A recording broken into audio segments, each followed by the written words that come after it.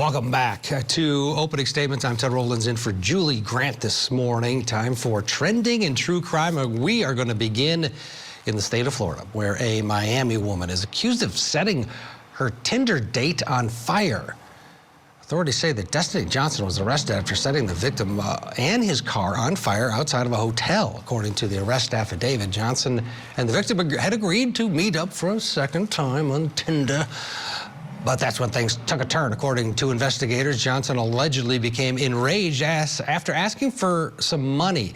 At one point yelling out, "You guys are out to get me." Then, according to that arrest affidavit, she began to pour contents of a gallon jug onto the front passenger seat, which the victim described as being yellow in color and smelled like gasoline. And guess what? After a brief struggle for that jug, the subject produced a cigarette lighter and kaboom, ignited the fluid, the victim being treated for burns.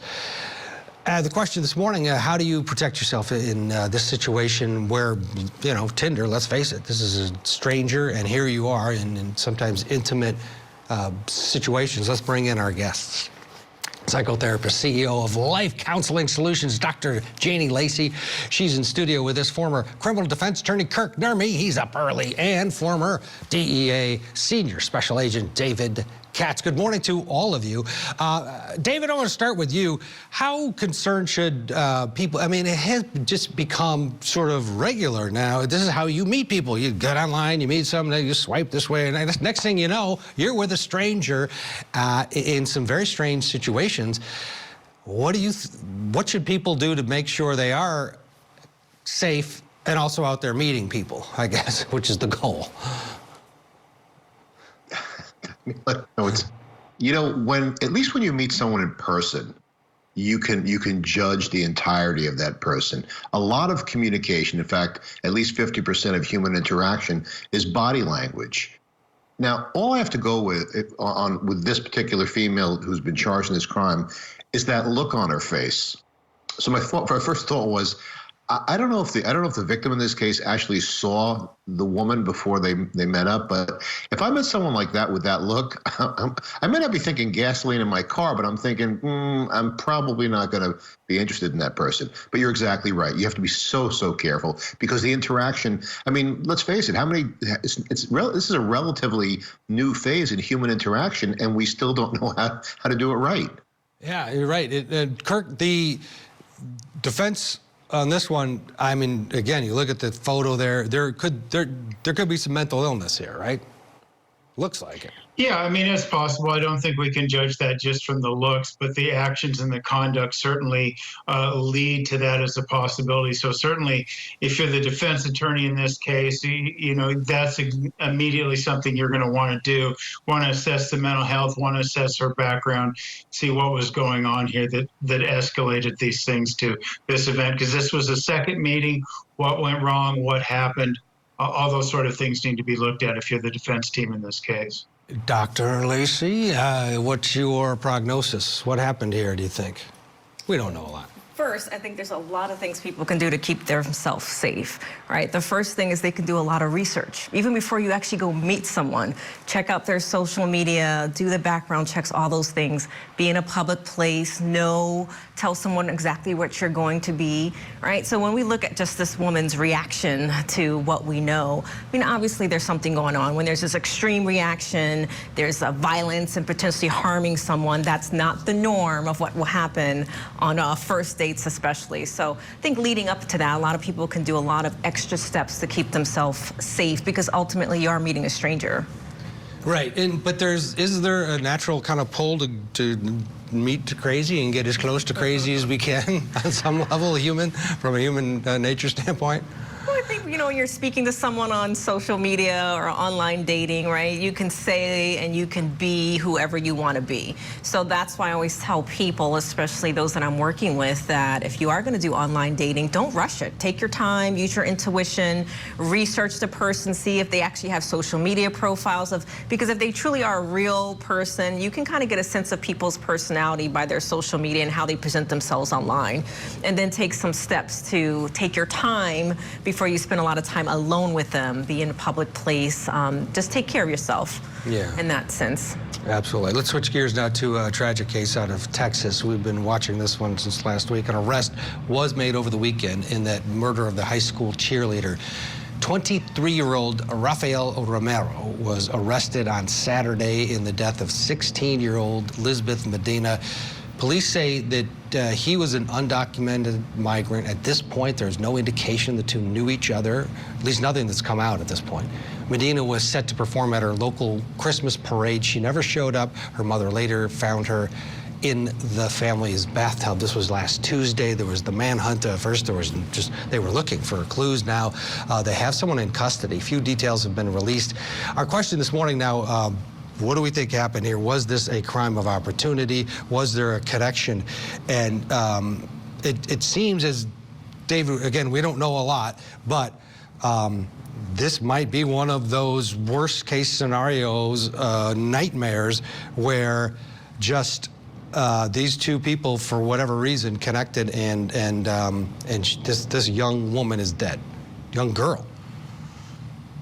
Yeah, well, they haven't released any information that may shed some light on whether there was some prior interaction between these two. So the suggestion right now, at least the thing that's horrible to contemplate, is this is just a random interaction. We have millions and millions of undocumented illegals coming across this border with, when I tell you no screening, there's no screening at all.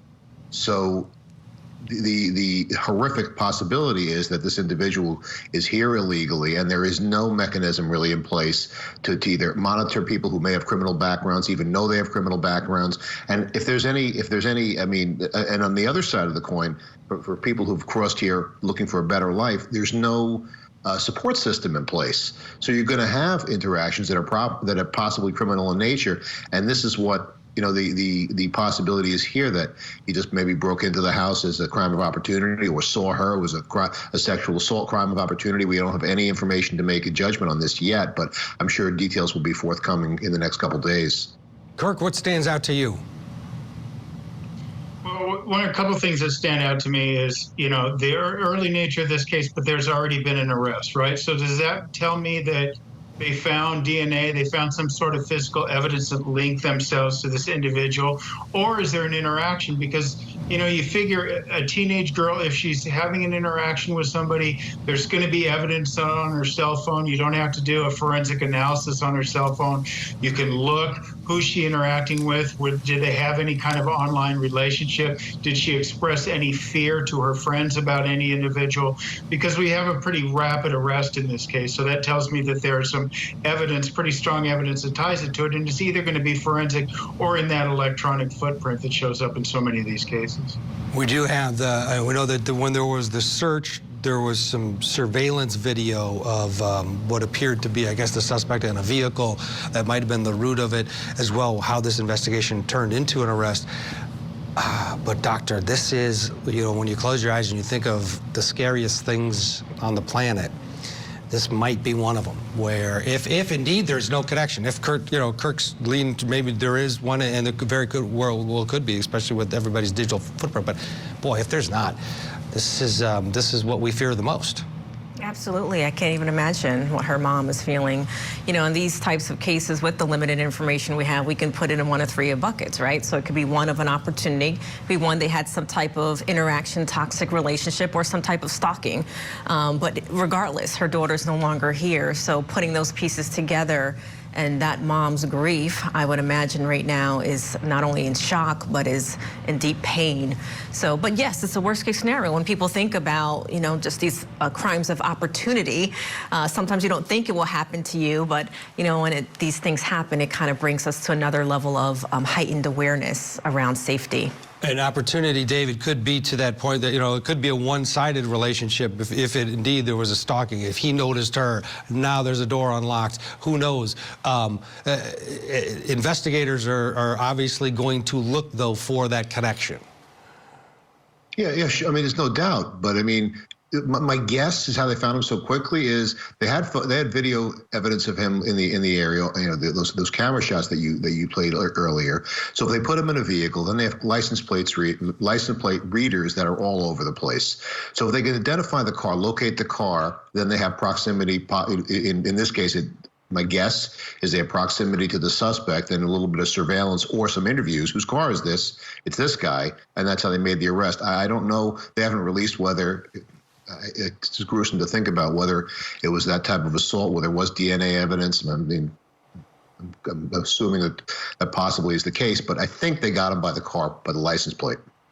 Okay, David Katz, thank you for your time. Kirk's going to stick around along with the good doctor. We're going to get a break in here. When we come back, we'll take a closer look at the accusations against the Duval County District Attorney's Office as we get ready for a motion hearing today with the defendant, Mario Fernandez Saldana. We'll explain what's going on in that case. Plus, as the prosecution's case against Hannah Payne winds down, we'll revisit some of the key testimony to this point.